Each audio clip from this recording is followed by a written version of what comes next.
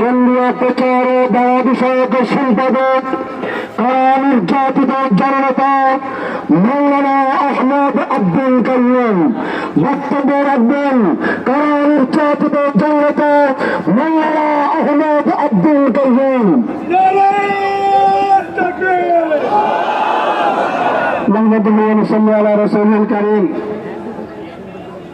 أما بعد أعوذ بالله من الشيطان الرجيم بسم الله الرحمن الرحيم وقاتلوهم حتى لا تكون فتنة ويكون الدين كله لله وقال النبي صلى الله عليه وسلم لا يؤمن أحدكم حتى يكون أحب إليه من ماله وولده والناس أجمعين أو كما قال عليه الصلاة والسلام। ইসলামী আন্দোলন বাংলাদেশ ঢাকা মহানগর উত্তর দক্ষিণ আয়োজিত আজকের বিক্ষোভপূর্ণ সমাবেশের সংগ্রামী সভাপতি, আজকের এই সমাবেশের প্রধান অতিথি ইসলামী আন্দোলন বাংলাদেশের প্রেসিডেন্টের অন্যতম সদস্য প্রিন্সিপাল মৌলানা সৈয়দ মুসাদ্দেক বিল্লাল মাদানী, নগর উত্তর দক্ষিণ নেতৃবৃন্দ, সহযোগী সংগঠনের নেতৃবৃন্দ, সাংবাদিক বন্ধুগণ, সমাবেশের ভাই বন্ধুগণ, সংগ্রামী ভাই আমার, আজকে আমরা রাজপথে নেমে এসেছি মুহাম্মদ রাসূলুল্লাহ সাল্লাল্লাহু আলাইহি ওয়াসাল্লামের প্রেরক বুদ্ধরা ঠিক হয় আমার। আমি যে আয়াতে কারিমা তেলাওয়াত করেছি, যে হাদিস তেলাওয়াত করেছি, সেখানে আল্লাহ রাসূল সাল্লাল্লাহু আলাইহি ওয়াসাল্লাম স্পষ্ট ভাষায় বলেছেন, তোমরা ততক্ষণ পর্যন্ত পরিপূর্ণ মুমিন হতে পারবে না যতক্ষণ পর্যন্ত তোমাদের জান মাল সন্তান সন্ততি থেকে আমাকে বেশি মহব্বত না করবে। ঠিক কিনা ভাই আমার? আজকে নবী সাল্লাল্লাহু আলাইহি ওয়াসাল্লামের প্রেমে উদ্বুদ্ধ হন আমরা ভয়াবহকে উপেক্ষা করে আজকে আমরা এখানে নেমে এসেছি। আমরা স্পষ্ট ভাষায় জানিয়ে দিতে চাই, ধর্ম নিরপেক্ষতার দোষাদারী মোদী সরকারকে আমরা বলবো, আপনারা কিন্তু বারবার একটাই টার্গেট করছেন, আমাদের নবী সাল্লাল্লাহু আলাইহি ওয়াসাল্লামকে কটূক্তি করা।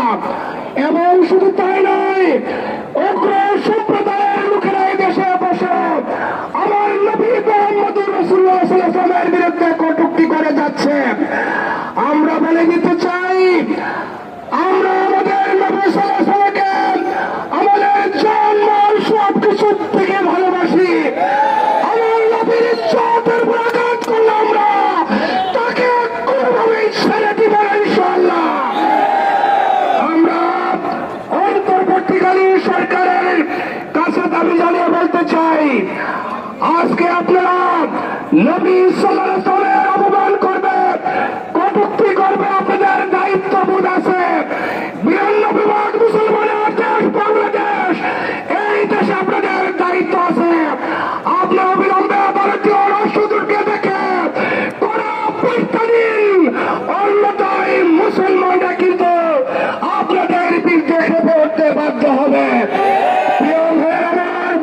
আমরা পাশাপাশি বলে দিতে চাই, বিশ্ব মানবতার একমাত্র শত্রু যারা ইসরায়েল পুরো বিশ্বব্যাপী অশান্তির আগুন জ্বালিয়ে রেখেছে।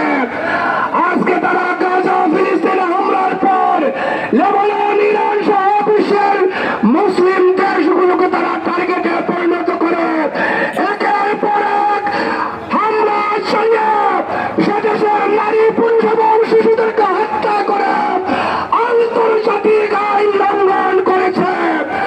আমরা বলে দিতে চাই, প্রধান উপদেষ্টা আপনি 92 ভাগ মুসলমানের প্রতিনিধিত্ব করছেন, আপনি ইসরায়েলের বিরুদ্ধে কড়া বার্তা দিন, আপনি ইসরায়েলের বিরুদ্ধে অবস্থান পরিষ্কার করুন। আমরা বলে দিতে চাই, ইন্দ্রমর্গী সাম্রাজ্যবাদী গোষ্ঠী বিশ্বব্যাপী অশান্তি আগুন জ্বালিয়ে রেখেছে এবং ইসরায়েলকে পৃষ্ঠপোষকতা করে যাচ্ছে। আজকে আমেরিকার মদত পেয়ে ইসরায়েল অশান্তি আগুন জ্বালিয়ে রেখেছে। আমরা ইসরায়েলের পাশাপাশি আমেরিকার মৌলিকপনায় আমরা বরদাস্ত করব না ইনশাআল্লাহ। সংগ্রামী বন্ধুগণ, ইসলামী